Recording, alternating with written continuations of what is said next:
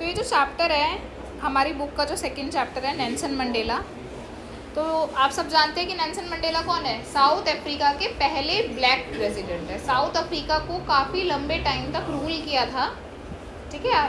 तो उस रूल के बाद, इतने लंबे कॉलोनाइजेशन के बाद, जो कि वाइट लोगों ने कॉलोनाइजेशन किया था, ऑब्वियसली जो ब्रिटिशर्स, डच या फ्रेंच जितने भी लोग थे वो क्या थे? वाइट थे, वाइट पीपल थे, गोरे लोग थे। और जो साउथ अफ्रीका के लोग हैं उनका कॉम्प्लेक्शन इतना ज़्यादा वाइट नहीं होता है। तो साउथ अफ्रीका के अंदर पहला ब्लैक प्रेसिडेंट बनना ही अपने आप में क्या है? एक बहुत ही अलग बात है।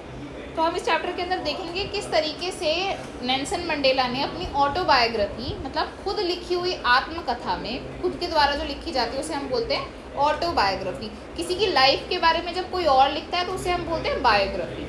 तो ये जो इस ऑटोबायोग्राफी में, जिसका नाम है long walk to freedom, Nelson Mandela की ऑटोबायोग्राफी का क्या नाम है? Long walk to freedom.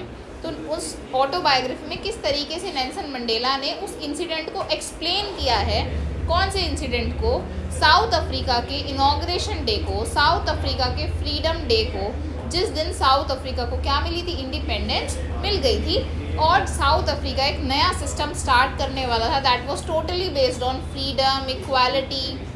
और जो इतना लंबा जो रूल था, जो अपार्थाइड सिस्टम था, अपार्थाइड सिस्टम मतलब रेशियल डिस्क्रिमिनेशन का सिस्टम, जो डिस्क्रिमिनेशन करता है वाइट और ब्लैक के बीच में, वो जो सिस्टम था वो क्या हो गया था?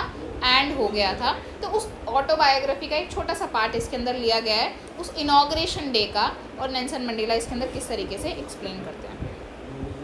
Apartheid is a political system. Apartheid क्या है? एक पॉलिटिकल सिस्टम है, एक राजनीतिक तत्व है, ये राजनीतिक प्रथा है जो क्या करती है? सेपरेट कर देती है लोगों को। किसके बेसिस पर? रेस के बेसिस पर। जैसे हमारे इंडिया में क्या जाति प्रथा है, कास्ट सिस्टम है, जो कास्ट के बेस पर डिस्क्रिमिनेशन करता है, लोगों को अलग करता है ना। उसी तरीके से अपार्थाइड एक ऐसा सिस्टम है जो लोगों को रेस, नस्ल, यानी on the basis of skin colour, उसके बेस पर डिस्क्रिमिनेट करता है। तो इसमें हम Nelson Mandela and his African National Congress spent a life time fighting against apartheid. Mandela की पार्टी का क्या नाम था जिस पार्टी को ज्वाइन किया नेल्सन मंडेला ने? African National Congress, ANC। तो इस पार्टी ने बहुत लंबा एक स्ट्रगल किया अपार्थाइड के खिलाफ लड़ने के लिए, सिस्टम को हटाने के लिए। जैसे हमने पढ़ा है कि हमारे इंडिया में भी कास्ट सिस्टम के खिलाफ बहुत सारे लोगों ने लड़ा है, चाहे वो या फिर और कोई सिस्टम, जैसे सती प्रथा है, उसको राजा राम मोहन रॉय ने रोका है ना। ऐसे बहुत सारे आपके सिस्टम्स हैं। Mandela had to spend 30 years in prison. Mandela ने कितने साल बिताए अपनी ज़िंदगी के जेल में? 30 ईयर्स, अप्रॉक्सीमेटली 28 से 30 ईयर्स उन्होंने प्रिजन के अंदर क्या किए हैं? स्पेंड करे हैं। Finally democratic elections were held in Africa in 1994। और डेमोक्रेटिक इलेक्शंस कब हुए साउथ अफ्रीका के अंदर? 1994 में। डेमोक्रेटिक इलेक्शंस, डेमोक्रेसी एक ऐसे इलेक्शंस जो क्या लोगों की चॉइसेस पर बेस्ड हो, जहाँ पे जो रूलर होगा वो भी लोगों के बीच में होगा, जो वोट करेगा वो भी लोग ही करेंगे उसे, ठीक है, और वो काम भी उन लोगों के लिए ही करेगा। एक ऐसे इलेक्शंस को करवाया गया and Mandela became the first black president of a new nation. और मंडेला क्या बने? उस नए नेशन के, उस साउथ अफ्रीका, उस कंट्री के पहले ब्लैक प्रेसिडेंट बने। देखो 1994 कोई ज़्यादा पुराना टाइम पीरियड नहीं है, अभी हम 2026 में चल रहे हैं, है ना। तो करीबन हमारे 30 साल, समथिंग 30 साल पहले, तो इतना ज़्यादा पुराना टाइम नहीं है। तो तुम देख सकते हो लगभग 30 साल पहले की बात है, और जब भी ऐसे सिस्टम्स चल रहे थे। तो ये जो एक्सट्रैक्ट मतलब एक छोटा सा पार्ट लिया गया है, एक इंसिडेंट का पार्ट लिया गया है उनकी ऑटोबायोग्राफी में से, जिसका नाम है long walk to freedom. Mandela speaks about historic occasion. Mandela उस एक्सट्रैक्ट में, उस जो पार्ट लिया गया है उसके अंदर एक हिस्टोरिक इवेंट के बारे में बात कर रहा है, एक ओकेजन के बारे में बात कर रहा है, जो जिसका क्या नाम है? The inauguration day. इनॉग्रेशन क्या होता है? मतलब उद्घाटन टाइप ना। हाँ, तो उसकी बात कर रहा है, एक न्यू नेशन के इनॉग्रेशन की बात कर रहा है। और ये कब हुआ है? 10 मई 1994 को। अगर हम नेल्सन मंडेला के इनॉग्रेशन की बात करें तो 10 मई 1994 को इनॉग्रेशन हुआ। Mandela become South Africa's first black president. Mandela क्या बने? साउथ अफ्रीका के पहले ब्लैक प्रेसिडेंट बने। Nelson Mandela has become South Africa's first black president after more than 3 centuries of white rule. Century में कितने ईयर्स होते हैं? 100 ईयर्स। 3 सेंचुरी मतलब 300 साल। 300 साल के रूल के बाद, ब्रिटिशर्स के 300-300 ईयर्स के रूल के बाद नेल्सन मंडेला पहले ब्लैक प्रेसिडेंट बनते हैं। Mister Mandela's African National Congress ANC party, mister Mandela की जो पार्टी का नाम था ANC, उसने 252 सीट्स जीती 400 सीट्स में पहले डेमोक्रेटिक इलेक्शंस में जो साउथ अफ्रीका की हिस्ट्री में हुए। The inauguration ceremony took place in the union building amphi theatre in Pretoria today. Inauguration ceremony कहाँ हुई आपकी? यूनियन बिल्डिंग के एक एम्फी थिएटर में हुई थी। एम्फी थिएटर क्या होता है? एक ऐसी बिल्डिंग जिसमें क्या होता है, जिसमें रूफ नहीं होती, जिसमें छत नहीं होती। जैसे एक स्टेडियम में क्या होता है, साइड में लोग बैठते हैं तो उसकी छत होती है, नहीं होती ना। तो एम्फी थिएटर एक ऐसी बिल्डिंग होती है जो रूफलेस होती है, जिसकी छत नहीं होती और साइड में सीट्स होती हैं लोगों के बैठने के लिए। Attended by politicians and dignitaries for more than 140 countries around the world. और उस इनाग्रेशन डे पे, जैसे हमारा इंडिपेंडेंस डे होता है तो उसमें कोई ना कोई गेस्ट आता है ना, चीफ गेस्ट, तो इस दिन पहला इनका इनाग्रेशन था। तो 140 से ज़्यादा देशों के पॉलिटिशियंस और डिग्निटरीज, मतलब जाने माने लोग, इस फंक्शन को, इस इनाग्रेशन डे को अटेंड करने आए थे। अच्छा, यूनियन बिल्डिंग के अंदर हुई, ये क्यों बता रहे हैं, इतना बड़ा चढ़ा के चीज़ें क्यों बता रहे हैं? क्योंकि यूनियन बिल्डिंग बहुत 3 सेंचुरीज तक, 300 ईयर्स तक आपके वाइट रूल की सुप्रीमेसी रही है। यानी जो वाइट लोग थे वही उस जगह के अंदर बैठा करते थे, और एक ब्लैक प्रेसिडेंट जो ओथ लेने जा रहा है अपनी, और इनाग्रेशन डे हो रहा है, उस दिन के अंदर यूनियन बिल्डिंग के अंदर किसी भी फंक्शन का होना एक बहुत बड़ी बात है।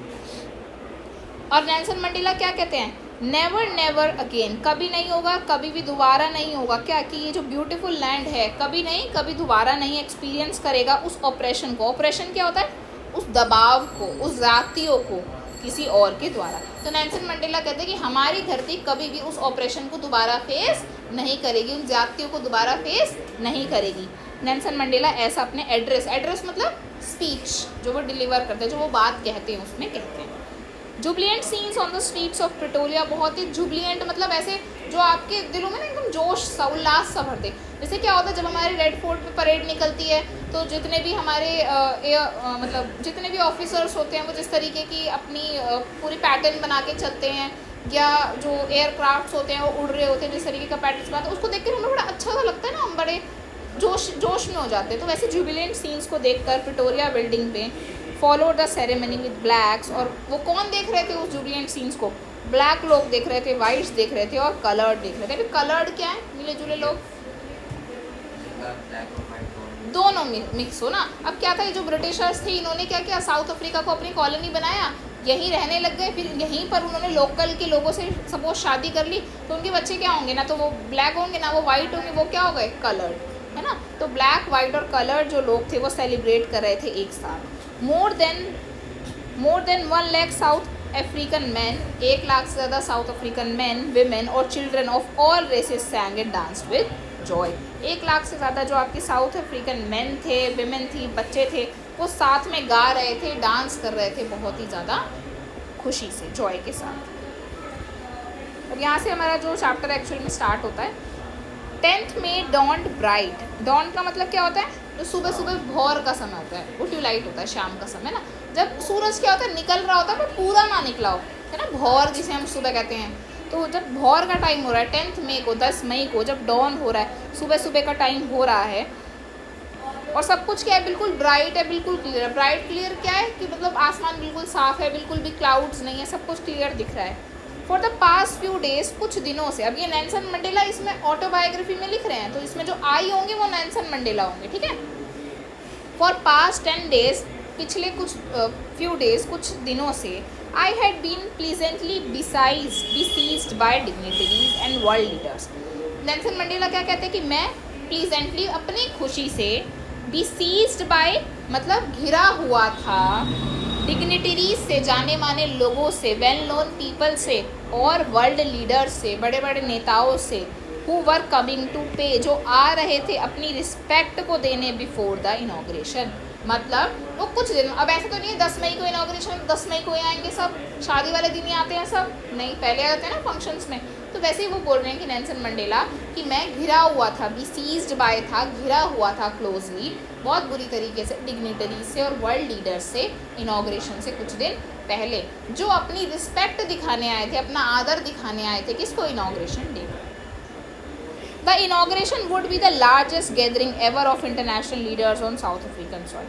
कहते हैं कि आज तक साउथ अफ्रीका की मिट्टी पर, मतलब साउथ अफ्रीका में इतने ज़्यादा लीडर्स, इतने ज़्यादा डिग्निटरीज कभी भी नहीं आए थे। तो नेल्सन मंडेला ने उसे क्या टर्म दिया, लार्जेस्ट गैदरिंग। गैदरिंग मतलब मेल मिलाप, तो सबसे बड़ा मेल मिलाप था साउथ अफ्रीका की धरती पर, उस ज़मीन पर, उस मिट्टी पर इतने सारे लोगों का।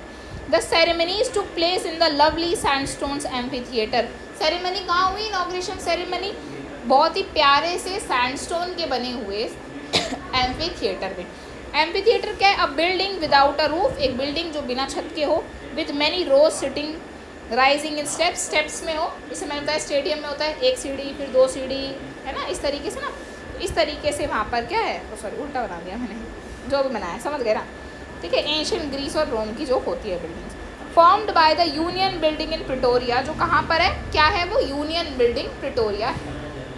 सैंडस्टोन का एक एम्फी थिएटर है, स्टेडियम का नाम होता है ना, स्टेडियम का नाम जैसे कुछ भी हो तो उसका नाम क्या है, यूनियन बिल्डिंग है, जो कि प्रिटोरिया के अंदर है। फॉर डिकेड्स, बहुत डिकेड्स तक, this had been the seat of white supremacy. वो कहते हैं कि बहुत दशकों तक, बहुत डिकेड्स तक ये किसकी ज़मीन रही है, वाइट्स की रही है, वाइट्स लोगों के दबदबे की एक सिंबल रहा है, क्या, union building. And now it was the site of rainbow gathering of different colours. और आज क्या है, इस यूनियन बिल्डिंग में रेनबो गैदरिंग है। रेनबो गैदरिंग क्यों बोल रहा है, वाइट भी है, ब्लैक भी और कलर्ड भी है, तो रेनबो गैदरिंग है। And Nations for the installation of south Africa's first democratic and non racial government. और उन नेशंस के लिए एक इंस्टॉलेशन है, लगाया जा रहा है साउथ अफ्रीका की धरती पर पहली डेमोक्रेटिक और नॉन रेशियल गवर्नमेंट। दोबारा रिपीट करेंगे, नेल्सन मंडेला कहते हैं कि ये एक रेनबो गैदरिंग है क्योंकि इसमें सभी तरीके के लोग मौजूद हैं, और इस धरती पर आज के टाइम, आज के दिन इंस्टॉल किया जा रहा है, लगाया जा रहा है, क्या, एक ऐसी स्थापना की जा रही है, इंस्टॉलमेंट में स्थापना की जा रही है एक डेमोक्रेटिक गवर्नमेंट की, क्योंकि डेमोक्रेटिक इलेक्शन से बनी है, और नॉन रेशियल गवर्नमेंट की, क्योंकि वो किसी भी तरीके का अपार्थाइड को फॉलो नहीं करती है, रेशियल डिस्क्रिमिनेशन को फॉलो नहीं करती है। रेशियल डिस्क्रिमिनेशन क्या है, discrimination on the basis of race, on the basis of skin colour. On the lovely autumn day, वो कहते हैं बहुत ही अच्छा ऑटम का दिन था। I was accompanied by my daughter Zenani, वो कहते हैं कि मेरे साथ कौन आई थी, उनके साथ कौन आई थी, उनकी बेटी आई थी ज़नानी। ऑन द पोडियम, अब एक स्टेज लगा होगा, है ना, उसके ऊपर एक पोडियम होगा जिसके ऊपर माइक लगा होता है, तो कहते हैं पोडियम पर mister de Klerk was first sworn in the second deputy president. इसमें क्या हो रहा है, शपथ ले रहे हैं, पहले सबसे छोटा, फिर उससे बड़ा, फिर उससे बड़ा करके फिर लास्ट में आपके नेल्सन मंडेला क्या लेंगे, शपथ लेंगे, ओथ सेरेमनी के अंदर आएंगे।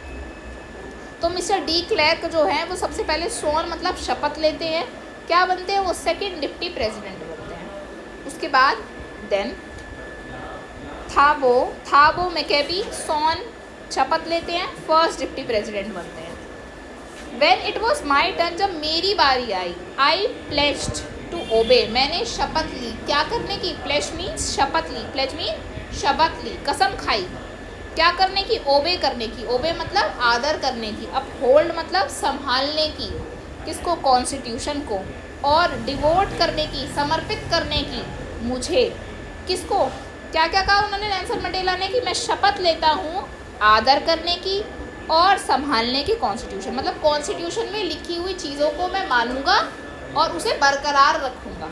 साथ ही साथ मैं अपने आप को, इस कहते हैं ना, मैं अपने आप को इस देश को सौंपता हूँ, मैं इस देश वालों का हूँ, अब समथिंग, तो वैसे ही वो अपने आप को डिवोट कर देते हैं, किस चीज़ के लिए, वेल बीइंग के लिए, कल्याण के लिए, लोगों के अच्छे के लिए, उस देश, रिपब्लिक, उस देश के अच्छे के लिए लोगों को दे देते हैं, और लोगों को, मतलब मैं अब लोगों का हूँ और इस देश की भलाई करने के लिए।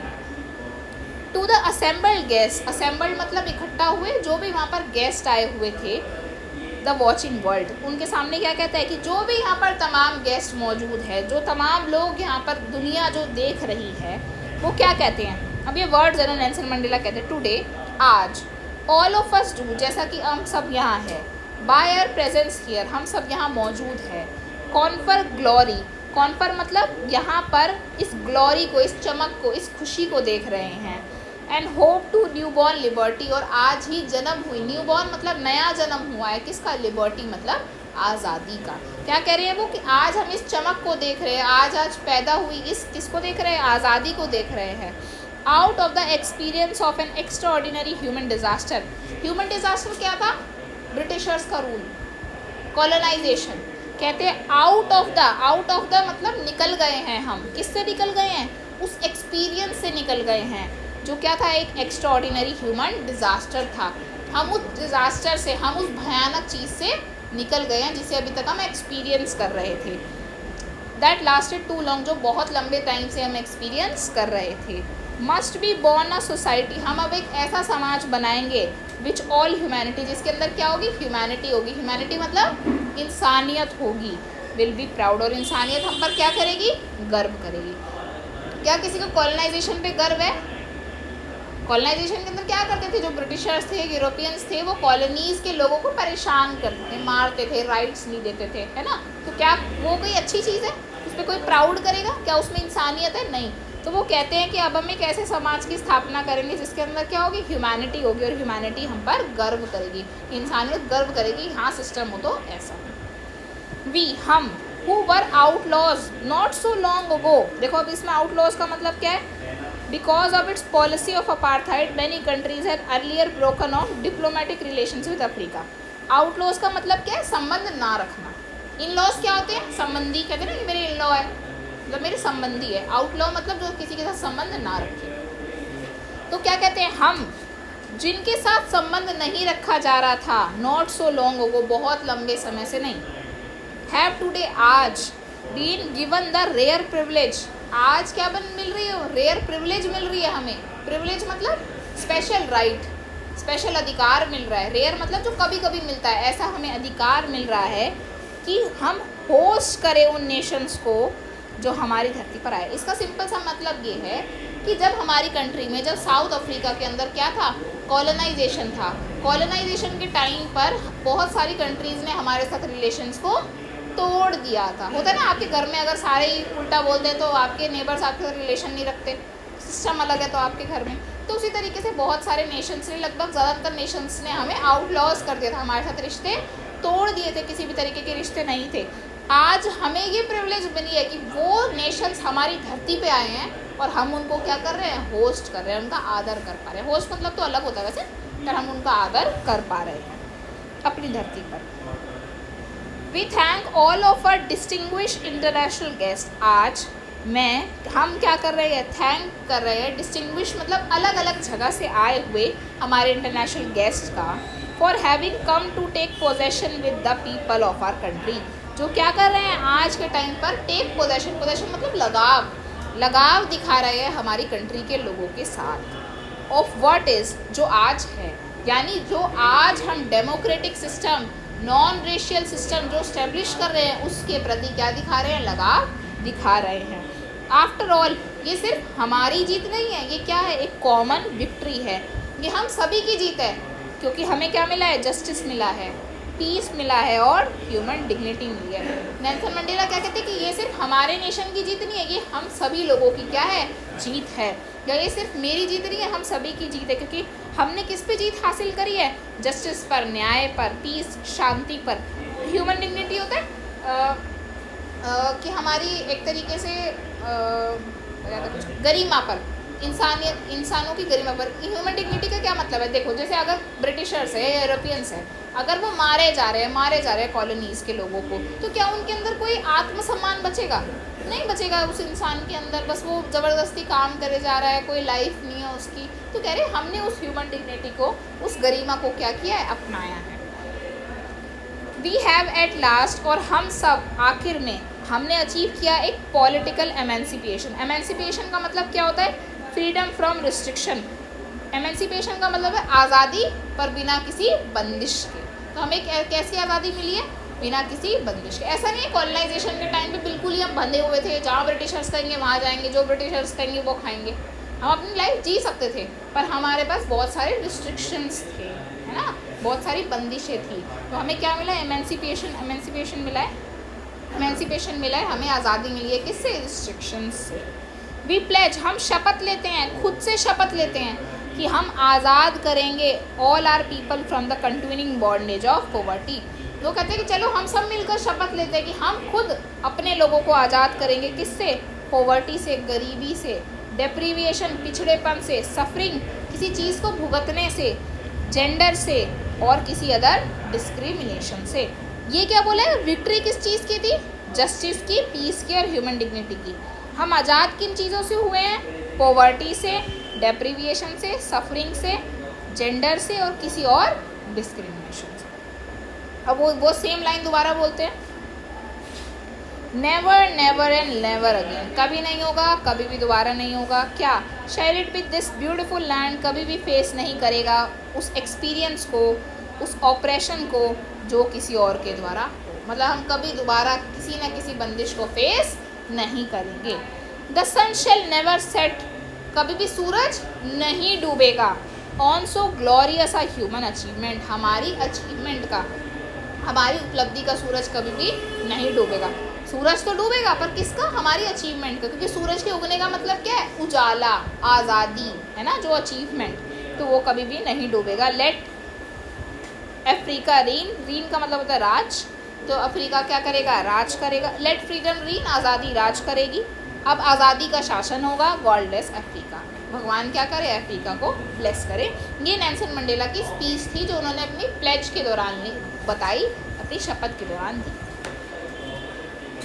A few moments later, कुछ पल बाद, we all lifted our eyes, हम सब ने अपनी आँखों को उठाया, in view as a spectacular array of South African jets, किसको देखने के लिए, एक नज़र किस पर घुमाने के लिए, spectacular array पर। spectacular array क्या होता है, बहुत ही अट्रैक्टिव कलर्स जो आसमान से निकल रहे थे, होता है ना, जेट्स जाते तो पीछे से धुआं छोड़ते हुए जाते हैं, उसमें कलर्स होते हैं, तो उसके ऊपर घुमाया, जो किसके थे, साउथ अफ्रीका के जेट्स के थे, हेलीकॉप्टर्स के थे, और ट्रूप क्या होते हैं, बहुत सारे सैनिक ग्रुप में, तो उन्होंने क्या कैरी कर था, rod in perfect formation of over the union buildings. तो वो जो जेट्स थे जो ऊपर से निकल रहे थे और जो ट्रूप्स उन जेट्स को लेकर जा रहे थे, वो बिल्कुल घर्राते हुए, रॉर करते हुए, दहाड़ते हुए, बिल्कुल परफेक्शन के साथ निकल रहे थे। देखिए ना, कभी कोई वी बनाता हुआ जाता है, कोई लाइन में जाता है ना, तो उस तरीके से वो निकल रहे थे। इट वॉज नॉट ओनली, अब वो क्या कहते हैं, वो जो जेट्स है इतने प्रिसीजन के साथ निकल रहे हैं, इतना अच्छा परफेक्ट फॉर्मेशन बना रहे हैं, तो वो क्या दिखाना चाहते हैं कि भाई हमें जेट उड़ाना बहुत अच्छे तरीके से आता है, या हमारी कंट्री के अंदर देखो जेट कितने अच्छे हैं, या कलर्स कितने अच्छे निकलते हैं हमारे जेट में से, क्या वो ये दिखाना चाहते हैं, नहीं, वो क्या दिखाना चाहते हैं, इस पर क्वेश्चन आता है। देखो, it was not only a display of pinpoint precision, ये सिर्फ ये नहीं दिखाना चाहते थे कि हम कितनी अच्छी तरीके से प्रिसाइज होकर उड़ा रहे हैं और हमारे पास मिलिट्री की फोर्स कितनी स्ट्रांग है, पर वो दिखाना चाहते थे, डेमोन्स्ट्रेशन मतलब टू शो, वो दिखाना चाहते थे, डेमोन्स्ट्रेशन मतलब वो दिखाना चाहते थे मिलिट्री की लॉयल्टी को, क्योंकि मिलिट्री क्या है, कितनी वफादार है, कि मिलिट्री इतनी वफादार है कि वो बिल्कुल इंस्ट्रक्शंस को क्या करेगी, फॉलो करेगी। टू डेमोक्रेसी, किसके प्रति वफादार है मिलिट्री, नेल्सन मंडेला के प्रति नहीं, डेमोक्रेसी, एग्जैक्टली नेशन के प्रति। और किसके लिए, नई गवर्नमेंट के लिए, that had been free and fairly elective. किसके लिए लॉयल्टी है, लॉयल है वो अपनी डेमोक्रेसी के लिए लॉयल है, साथ ही साथ उस नई गवर्नमेंट के लिए जो प्रॉपरली इलेक्शन यानी फ्री और फेयर, बिना किसी दबाव के और बिना किसी गलत चीज़ के इलेक्शन में जीती है।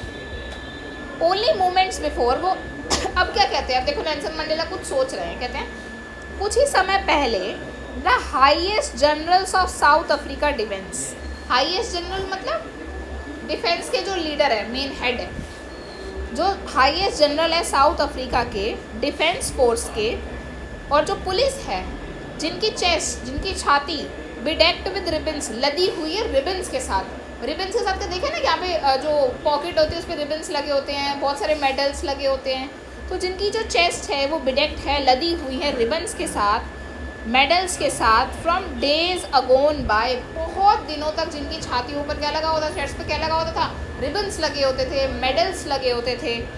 सैल्यूटेड मी, वो कहते हैं कि मेरी इस बात को कहने से पहले जो पुलिस ऑफिसर्स थे, जो डिफेंस के जो हाईएस्ट जनरल्स थे, वो क्या कर रहे थे, मुझे सैल्यूट कर रहे थे, मुझे सलामी दे रहे थे, जैसे राष्ट्रपति गुजरते, प्रधानमंत्री गुजरते तो सलामी देते हैं, तो सैल्यूट कर रहे थे।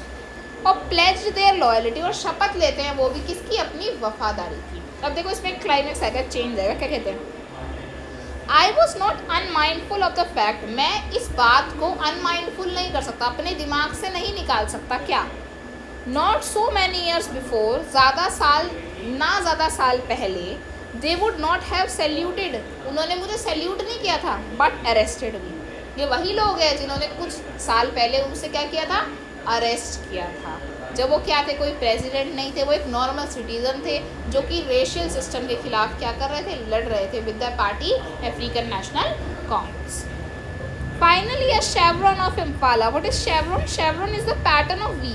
मतलब यहाँ पे जेट उड़ रहा है, यहाँ जेट उड़ रहा है, यहाँ जेट उड़ रहा है, यहाँ ऐसे होता है ना, पैटर्न बना के चलते हैं। तो chevron, finally a chevron of Impala, एक chevron of Impala jets left a smoke trail of the black, red, green, blue and gold.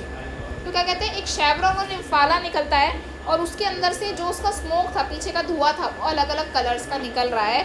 That is black, red, green, blue and gold, है ना। मान लो इसमें ब्लैक है, red है, green, blue and gold निकल रहा है। वो क्या है कलर्स? ये सारे कलर्स क्या है? आप हमारे साउथ अफ्रीका के फ्लैग के सिंबल्स है। जैसे हमारे क्या है, saffron, green, white and blue. Blue किसका है? हमारे चक्र का। तो उसी तरीके से जो न्यू साउथ अफ्रीका का फ्लैग है उसके क्या है, ये कलर्स हैं जो उसके ट्रेल्स में से निकल रहे थे। किस में से? शेवरॉन ऑफ इम्फाला जेट्स में से। The day was symbolise for me by the playing of our 2 national anthems. ये कहते हैं कि जो दिन मेरे लिए सिम्बोलाइज करता है, जो दर्शाता है मेरे लिए, है क्या कि उस टाइम पर 2 नेशनल एंथम्स बज रहे थे। बहुत ही डिफरेंट है कि 2 नेशनल एंथम किसी के इनॉग्रेशन पे बज रहे हैं।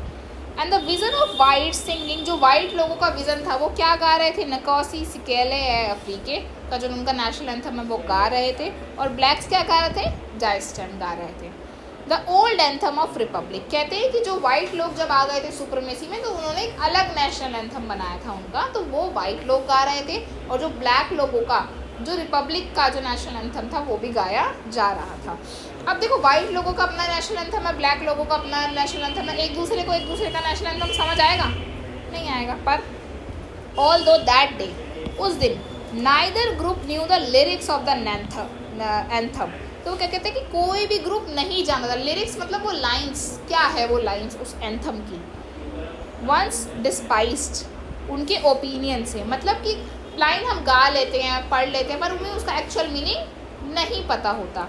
अब वो क्या कहते हैं Nelson Mandela, they would soon know the words by heart, पर जल्द ही वो नेशनल एंथम को दिल से जान जाएंगे, जब वो उसका एक्चुअल मीनिंग जानेंगे, जब उस लिरिक्स का एक्चुअल मीनिंग जानेंगे। जब हम अपनी कंट्री के नेशनल एंथम को प्ले करते हैं तो हमें एक बहुत ही प्राउडफुल मोमेंट होता है हमारे लिए उसको प्ले करना। हम उन वर्ड्स के साथ बहुत कनेक्ट करते हैं। शायद छोटे बच्चे को सिखा दे नेशनल एंथम को गाना या उसकी लाइनें याद कराते, पर वो उसके मीनिंग को अब कभी भी नहीं समझ सकता छोटा बच्चा, पर हम उसको बाय हार्ट क्या करते हैं, कनेक्ट करते हैं। On the day of the inauguration वाले दिन, आई वॉज ओवरवेल्ड। ओवरवेल्ड का मतलब था भावुक, बहुत ज़्यादा वो भावुक हो गए थे। With a sense of history, overwhelmed को तो देखो, इतने लंबे स्ट्रगल के बाद उन्हें क्या मिली, फ्रीडम मिली। 30 साल बेचारे जेल में रह के आए। 30 साल बहुत लंबा टाइम होता है जेल का, एक बहुत ही क्रूशियल टाइम है 30 साल, है ना। तो जेल में रह के उतने लंबे समय के बाद, इतने लंबे स्ट्रगल के बाद उनको क्या मिल रही है, फ्रीडम मिल रही है। तो वो बहुत ओवरवेल्ड हो गए, बहुत भावुक हो गए, बहुत सेंटी हो गए in short. In the first decade of 20th century, first decade of 20th century का मतलब क्या है, 1900 से 2000 तक। फर्स्ट डिकेड का क्या मतलब है, 1900 से 1910 तक। तो कहते हैं जो फर्स्ट डिकेड था 20th सेंचुरी का, a few years after the bitter Anglo Boer war, कहते हैं कुछ सालों बाद एक वॉर हुई थी, एक बहुत ही ख़राब सी वॉर हुई थी जिसका नाम क्या है, एंग्लो बॉयर वॉर हुई थी।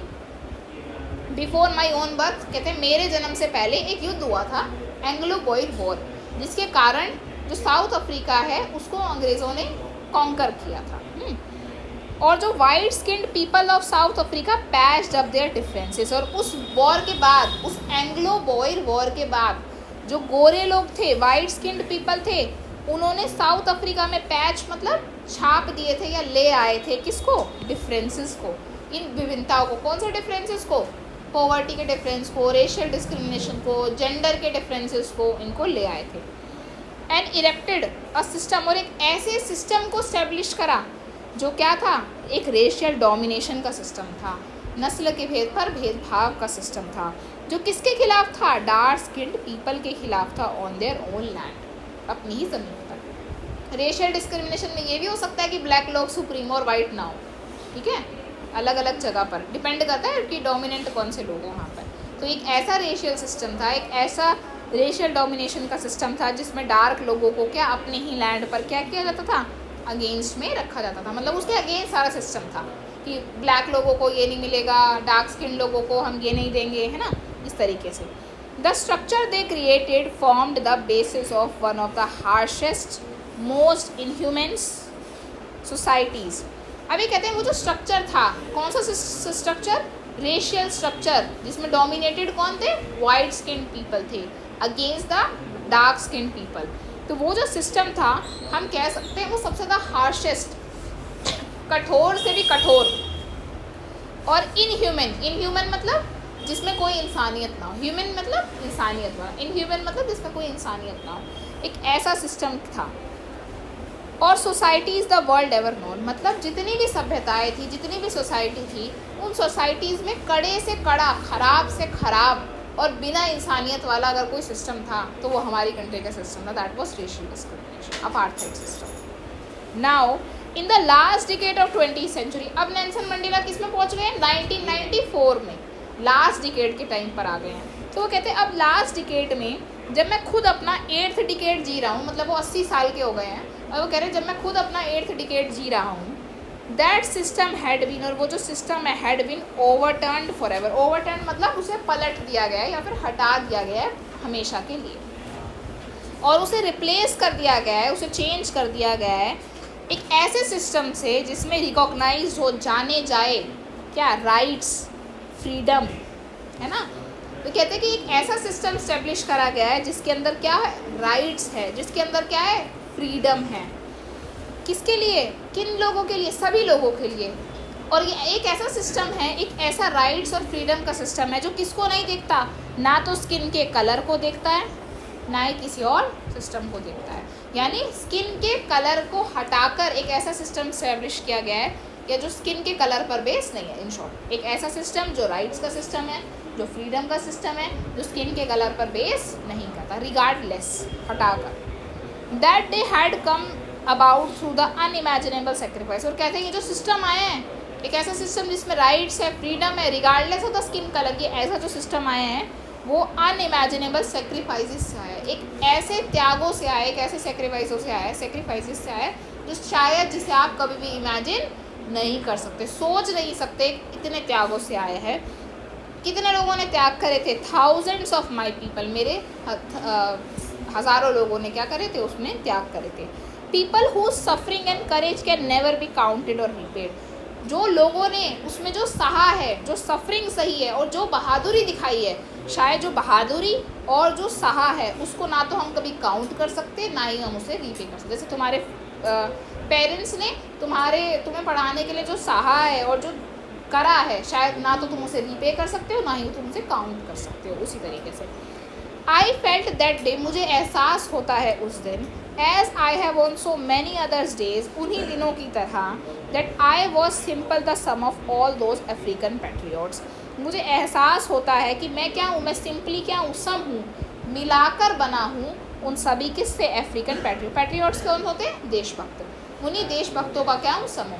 वो ऐसा क्यों कह रहे हैं? क्योंकि वो जितने भी पैट्रियोट्स हैं, सेक्रीफाइजर्स हैं, वो अब उनके बीच में नहीं है, बस कुछ ही सेक्रीफाइजर्स उनके बीच में बचे हैं। तो कहते हैं कि शायद उन सभी सेक्रीफाइजर्स ने जो भी जिस दिन को देखना चाहते थे, उस दिन वो दिन आज आ गया है, और उनके सभी त्यागों का फल क्या हूँ? मैं।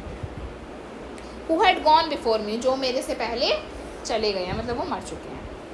दैट लॉन्ग, इतने लंबे समय तक, नोबल लाइन एंडेड, और वो जो नोबल लाइन अब क्या हो चुकी है? एंड हो चुकी है। Now begin again with me, और वो दोबारा से क्या होगी? मुझसे शुरू होगी। मतलब वो सारे लोग, उन सब के अच्छे कर्म अब ख़त्म हो चुके हैं, अब वो अच्छे कर्म दोबारा से कहाँ से शुरू होंगे? मुझसे शुरू होंगे। आई वॉज पेन दैट, मैंने पेन किया है, मैंने सहा है। That I was not able to thank them, कि मैं उन्हें क्या नहीं कर पा रहा हूँ? मुझे बहुत दुख है कि मैं उनका शुक्रिया अदा नहीं कर पा रहा हूँ। That they were not able to see, वो नहीं देख पा रहे हैं what their sacrifices has brought, कि उनके जो त्याग है, उनके जो सेक्रीफाइस है, उन्हें कहाँ ले आए हैं। The policy of apartheid created a deep and lasting wound in my country. जो पॉलिसी थी अपार्थाइड की रेशियल डिस्क्रिमिनेशन की जो पॉलिसी थी, उसने मेरी कंट्री पर डीप, बहुत गहरा, लास्टिंग, बहुत लंबे समय का क्या दिया? एक वाउंड मीन्स घाव दिया है मेरी कंट्री पर भी और मेरे लोगों पर भी। All of us will spend many years, हम सब ने बहुत साल बिताए हैं, इफ़ नॉट जनरेशन, शायद जनरेशन्स नहीं, recovering from that profound hurt. कहते हैं कि हम सब लोगों ने उस सिस्टम के अंदर बहुत सारे इतने साल बिताए हैं कि शायद हमारी जनरेशन्स भी कभी उस चीज़ से उभर नहीं पाएगी। हिरोशिमा और नागासाकी पर, जो जापान की 2 सिटीज़ है, बॉम्ब ब्लास्ट किया गया था। आज भी वहाँ की पॉपुलेशन बहुत सारी डिसेबल होती है। आज भी वो उस घाव से निकल नहीं पाए, 1947 के बॉम्ब ब्लास्ट से आज तक नहीं निकल पाए। तो वैसे ये एक ऐसा माउंट है जो डीप है और इतना लास्टिंग है, इतना ज़्यादा इनह्यूमन है, इतना ज़्यादा मतलब बहुत ज़्यादा हार्शेस्ट है, तो वो लोग आज भी उनसे निकल नहीं पाए हैं। But the decades of operation, वो जो इतने साल हमने ऑपरेशन में, दबाव में, ब्रुटैलिटी में, भ्रत्सना में, ब्रुटैलिटी होता है बद से बदतर बर्ताव करना किसी के साथ, ब्रुटैलिटी में बिताए हैं, अनइंटेंडेड, बिना किसी चाहत की, चाहे हुए इफ़ेक्ट के, that was that it produce the. अब वो कहते हैं कि ये जो इतने, वो जो मेरे फ्रेंड्स थे, जो पैट्रियट्स थे, उन्होंने इतना ज़्यादा ऑपरेशन को सहा है, इतनी ज़्यादा ब्रुटैलिटी को सहा है कि जिसके कारण एक ऐसे लोगों का जन्म हुआ या ऐसे लोग बने जिनका नाम क्या है, Oliver Tambos, Walter Sisulus, chief Luthulis, Yusuf Dadoos, Bram Fischer, Robert Sobukwes, हमारे टाइम के। तो कहते हैं कि इन लोगों ने बहुत ज़्यादा ब्रुटैलिटी और ऑपरेशन को सहा है। और इन इतनी सारी चीज़ें, कहते हैं ना, इंसान को कहते हैं बच्चे को मारते रहोगे वो ढीठ बन जाएगा। तो वैसे कहते हैं कि इतना ज़्यादा उन लोगों ने ऑपरेशन को सहा है, दबाव को सहा है, ब्रुटैलिटी को सहा है, जिसके कारण वो लोग क्या बन गए, एक्स्ट्रा ऑर्डिनरी बन गए, ऑर्डिनरी लोगों से कुछ एक्स्ट्रा बन गए, जिनके अंदर क्या था, करेज था, हिम्मत थी, विजडम, बुद्धिमानता थी, बहुत वाइज थे वो, और जनरसिटी तो बड़े जनरस, तुम मिलोगे तो ऐसा लगेगा बड़े नॉर्मल से इंसान है, बड़े जनरस है ना, पर बहुत ज़्यादा करेज वाले इंसान थे। That their like may never be known again, शायद ऐसे लोग और कभी भी नहीं होंगे। Perhaps it requires such depths of operation to create such heights of character. ऐसे लोग, अगर आप चाहते हो कि आप ऐसे एक्स्ट्रा ऑर्डिनरी लोग बनो, तो आपको क्या करना पड़ेगा, बहुत ज़्यादा ऑपरेशन को झेलना पड़ेगा, बहुत ज़्यादा आपको दबना पड़ेगा। तब आप कहते हैं ना, स्प्रिंग को जितना ज़्यादा आप क्या करते हो, प्रेस करते हो, कंप्रेस करते हो, वो उतनी ज़्यादा उछलती है ना। तो उसी तरीके से आप जितना ज़्यादा ऑपरेस करोगे, उतनी ज़्यादा आपको क्या मिलेगी, हाइट मिलेगी, आपके कैरेक्टर को हाइट मिलेगी।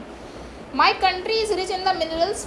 नेल्सन मंडेला कहता है कि मेरी कंट्री के अंदर बहुत मिनरल्स हैं, बहुत सारे जेम्स हैं, ठीक है। साउथ अफ्रीका के अंदर गोल्ड के भी और बहुत सारे आपके माइंस देखने के लिए बहुत जेम्स हैं, जो लाई बिनेथ इट सॉइल, मिनरल हो गए, जेम्स हो गए, वो जो हमारी धरती है, हमारी मिट्टी के नीचे है। पर आई हैव ऑलवेज नोन, पर मैं हमेशा कहता हूँ कि इसकी सबसे बड़ी जो ग्रेटेस्ट वेल्थ है, असली धन है, असली पूंजी है, वो कौन है, उसके लोग हैं। असली कमाई, एक देश की असली कमाई किससे होती है, उसके लोगों से होती है। जाने किससे होती है, लोगों से। फाइनर एंड ट्रूअर, जो क्या है, बहुत ज़्यादा फाइनर है, बहुत ही छटे हुए हैं, और ट्रूअर मतलब बहुत सच्चे हैं, देन द प्योरेस्ट डायमंड्स, और वो क्या है, प्योरेस्ट डायमंड से भी बहुत फाइन है, बहुत ही सच्चे। It is from these comrades in the struggle, वो जो कॉमरेड्स, वो जो साथी है उसके कॉमरेड्स हैं, तो वो जो कॉमरेड्स हैं इस स्ट्रगल में, that I learn the meaning of courage. कहते हैं कि इन्होंने कॉमरेड से, मेरे साथियों से मैंने हिम्मत का मतलब जाना। अब बताएंगे, देखो ये आता है कई बार क्वेश्चन, यहाँ तक हम करेंगे फर्स्ट में। It is from these comrades in the struggle, वो जो कॉमरेड्स इस स्ट्रगल में, जिनसे मैंने जाना करेज का मतलब, टाइम एंड अगेन, समय और दोबारा। आई have seen man and women risk and give up their lives for an idea. मैंने देखा कि किस तरीके से आदमियों ने और औरत ने एक आइडिया के लिए अपनी ज़िंदगी को छोड़ दिया। कौन सा आइडिया, फ्रीडम के आइडिया को, सिर्फ एक आइडिया के लिए अपनी ज़िंदगी को छोड़ दिया। I have seen man stand up to attacks और टॉर्चर्ड विदाउट मेकिंग। मैंने देखा है कि किस तरीके से आदमी खड़े रहते थे अटैक्स के लिए, कि हाँ हमें मारो कोई बात नहीं, हम हटेंगे नहीं, अटैक्स के लिए खड़े रह रहे हैं, टॉर्चर सह रहे हैं बिना टूटे। शोइंग अ स्ट्रेंथ, वो दिखा रहे हैं कि वो कितने मजबूत है, उनके अंदर कितनी रेजिलियंस है। रेजिलियंस का मतलब होता है कि हार्ड से हार्ड कंडीशन में भी आप सर्वाइव कर रहे हो, दैट इज़ रेजिलियंस। तो आप रेजिलियंट हो। दैट डिफाइज द इमेजिनेशन, जो हमारी इमेजिनेशन को क्या करते, मतलब हम सोच नहीं सकते, उनके अंदर इतना रेजिलियंस था, उनके अंदर इतनी स्ट्रेंथ थी। I learned that courage what, यहाँ से आता है क्वेश्चन, मैंने सीखा, courage was not the absence of fear. अगर मानो कि अंधेरा ही नहीं है, तो तुम कैसे कह सकते हो कि मैं तो बहुत हिम्मत वाला हूँ, मैं अंधेरे को भी सह लेता हूँ, है ना। अगर अंधेरा है ही नहीं, तो डर है ही नहीं तो किसी चीज़ का। वो कह रहे हैं but the Trump over it. Nelson Mandela कहते हैं कि करेज क्या है, हिम्मत क्या है। हिम्मत जब नहीं है कि अगर आपको किसी चीज़ का डर नहीं है तो आप बहुत हिम्मत वाले हो। हिम्मत वाले आप जब हो जब आप क्या कर लो, उस डर के ऊपर जीत हासिल कर लो। ऐसे थम्स अप का ऐड आता है ना, डर के आगे जीत है टाइप्स। तो वैसे भी वो भी यही कहते हैं। हाँ, अच्छा माउंटेन ड्यू होगा, ठीक है, मैं दोनों में की थी। तो वो क्या कहते हैं कि जो करेज है वो एब्सेंस ऑफ फियर नहीं है, फियर का ख़त्म होना नहीं है, बल्कि ट्रायम्फ ओवर इट। ट्रायम्फ का मतलब है जीत, तो जीत उसके डर के ऊपर जीत है। The brave man is not, बेबहादुर आदमी वो नहीं है, who does not feel afraid. एक बहादुर आदमी वो नहीं है जो डरता नहीं है, but who conquers that fear. बल्कि एक बहादुर आदमी वो है जो उस डर के ऊपर क्या हासिल कर लेता है, जीत। No one is born hating another person. क्या तुम्हें लगता है कोई भी इंसान पैदा हुआ है किसी चीज़ को हेट करते? जैसे तुम सब बच्चे हो जिसको किसी को बैगन नहीं पसंद होगा, करेला नहीं पसंद होगा, घिया नहीं पसंद होगा, टिंडे नहीं पसंद होंगे। तुम जन्म से ही ऐसे हो, बिल्कुल जब पैदा हुए थे जब भी तुम्हारे दिमाग में लिखा होता कि हाँ मुझे घिया पसंद नहीं है, टिंडे पसंद नहीं है, बैगन नहीं ना। तो या तो तुम्हें टेस्ट पसंद नहीं आया होगा, या तुम्हारे बहन भाई नहीं खाते होंगे तो तुमने भी सीख लिया ये नहीं खाता, अच्छा टेस्ट नहीं होगा, मैं नहीं खाऊँ, है ना। ऐसा होता है जनरली। तो कहते हैं कि कोई भी इंसान किसके साथ पैदा नहीं हुआ, किसी भी चीज़ को हेट करते हुए पैदा नहीं हुआ। हमने हेट करना सीखा है कि हाँ हमें इस इंसान से या इस चीज़ से नफ़रत करनी है। जब हम हेट को सीख सकते हैं तो हम किसी से प्यार करना भी सीख सकते हैं। मतलब कि हमें नफ़रत करना सिखाया गया है तो हम प्यार करना भी सीख सकते हैं। अब देखो इसमें क्या कहते हैं, no one is born hating another person. कोई भी इंसान पैदा नहीं हुआ किसी और इंसान को हेट करते हुए because of the colour of skin. कोई भी इंसान ऐसे पैदा होगा कि नहीं ये तो काला है चलो इससे नफरत कर लेते हैं, नहीं। हमें किसने सिखाया ये सारी चीज़ें? या तो हमारे सिस्टम ने या हमारे घर के लोगों ने या किसी और ने, है ना। और इस बैकग्राउंड या उसका रिलीजन कि उसका धर्म ये है इसलिए मैं उससे नफरत कर लेता हूँ, उसका स्किन का कलर ये है तो मैं उससे नफरत कर लेता हूँ, या उसका बैकग्राउंड या फिर वो उसके मम्मी पापा इतने पढ़े लिखे हैं या वो इस गांव से है तो मैं उससे नफरत कर लेता हूँ, नहीं ना। People must learn to hate. लोगों ने पक्का जाना होगा, सीखा होगा क्या, हेट करना। If they can learn to hate, अगर वो सीख सकते हैं किसी इंसान से नफरत करना, they can be taught to love, तो उन्हें सिखाया जा सकता है क्या करना, प्यार करना। For love comes naturally to the human heart, क्योंकि जो प्यार है वो हमारे इंसान के हार्ट से नेचुरली आता है। अब तुम किसी सुंदर गुलाब को देखो, किसी सुंदर जगह को देखो, तुम नेचुरली बोलोगे अरे वाह कितनी सुंदर जगह है ना, तो वो हार्ट से आता है, दैन इट्स अपोजिट। जबकि हेट कभी भी दिल से नहीं आती, वो सिखाई जाती है। Even in the grimmest time of, grimmest time का मतलब होता है बद से बदतर टाइम, बहुत ख़राब से ख़राब टाइम। तो कहते हैं कि मेरे ग्रीमियस से ग्रीमियस टाइम में, मेरे ख़राब से ख़राब समय में, व्हेन माई कॉमरेड, जब मेरे साथी और आए मैं, वर पुश टू आवर लिमिट्स, हमें हमारी लिमिट्स में पुश किया जा रहा था, हमें मतलब इतना दबाया जा रहा था, इतना ऑप्रेस किया जा रहा था, इतना दबाया जा रहा था, इतना मारा जा रहा था कि हम टूट जाएँ, बिल्कुल हमारी रेजिलियंस पावर बिल्कुल ख़त्म हो जाए। पर क्या हुआ, आई वुड सी अ अच्छा इसमें होता क्या है जनरली, इसमें क्या होता है, उनको जेल में डाल दिया गया था, जितने भी फ्रीडम फाइटर्स थे और नेल्सन मंडेला थे, उन्हें मारा जाता था, उन पर ऑपरेशन किया जाता था, वो पिटते थे, अपनी रेजिलियंस पावर दिखाते थे, अपनी स्ट्रेंथ को दिखाते थे। पर वो कहते हैं कि हमारी उसमें जेल में, हमारी प्रिजन में एक गार्ड था, गार्ड, ठीक है, एक गार्ड था, और जब हमें मारा जाता था, जब वो मारते थे, या तो मारने वाला होगा या कोई गार्ड होगा, तो जो मारते थे, तो मैंने देखा कि जब वो मारते थे तो उनकी आँखों में भी एक टाइम के लिए हमें एक होप दिखती थी, एक चमक दिखती थी, और उस चमक से हमें ये एहसास होता था कि हम जो काम कर रहे हैं वो सही कर रहे हैं। कहते हैं ना कि अगर आप सही कर रहे हो और आपको कोई गलत चीज़ के लिए मार रहा है तो मारने वाले के भी हाथ एक बार को रुक जाते हैं, वो भी सोचता है कितना पिट रहा है भाई, मैं उसे सही चीज़ के लिए मार रहा हूँ, मतलब उस चीज़ के लिए, है ना, किसी कोई गलती भी नहीं थी उस तरीके से। तो कहते हैं कि जब मैंने उस गार्ड की आँखों में, आइज़ में ग्लिमर देखा, एक चमक देखी, तो मुझे एहसास हुआ कि हम जो काम कर रहे हैं वो बिल्कुल सही कर रहे हैं। यहाँ से देखेंगे, I would see a glimmer of humanity in one of the guards, मैंने एक चमक देखी ह्यूमैनिटी की, इंसानियत की, उन सभी गार्ड्स में से एक गार्ड की आंखों में, पर have just for a second, शायद वो जो चमक थी वो सिर्फ एक सेकेंड के लिए मैंने देखी, but it was enough to reassure me, पर वो इनफ थी, पर वो जो चमक थी वो इतनी थी कि वो मुझे रीअश्योर कर सकती, वो अश्योर तो थे ही ना कि वो सही काम कर रहे हैं, वो फ्रीडम के लिए काम कर रहे हैं, पर वो चमक इतनी इनफ थी कि उसने उसको रीअश्योर किया और मुझे आगे बढ़ने दिया। Man's goodness is a flame, इंसान की अच्छाई क्या है, एक लॉ की तरह है, एक फ्लेम की तरह है, दैट कैन बी हिडन पर नेवर एक्सटिंग्विश।